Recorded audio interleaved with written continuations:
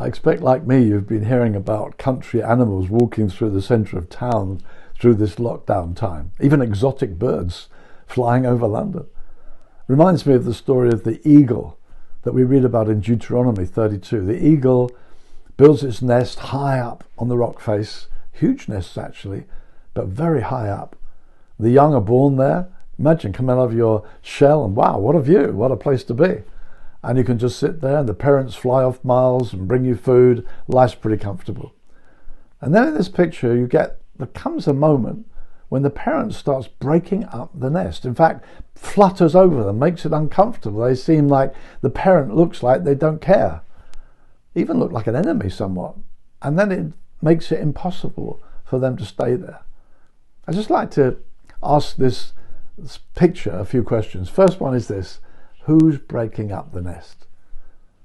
I think when we're going through a tough patch and things seem to be falling apart, you can think, hey, the enemy's after me.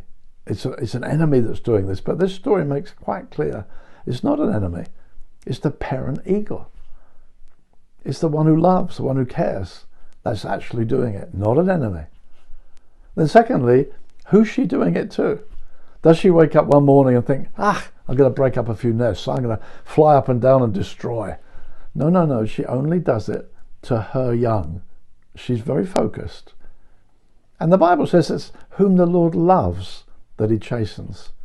He unsettles. It's whom he loves. You find in the Bible, Jacob I've loved, Esau I've hated.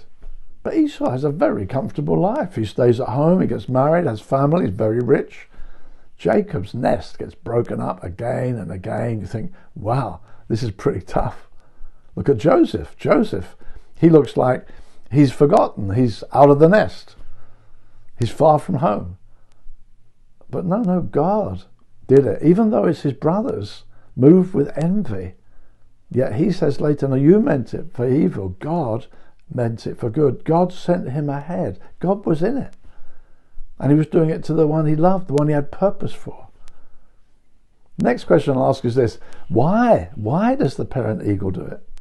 Well, I think they instinctively know it would be dangerous for the young to stay here anymore. When does she do it? Not when they're very young, I don't think.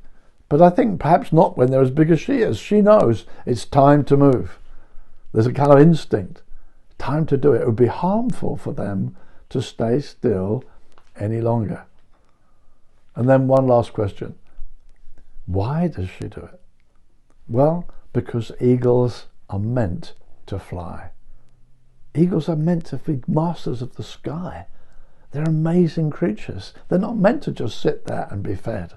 They've got vast potential.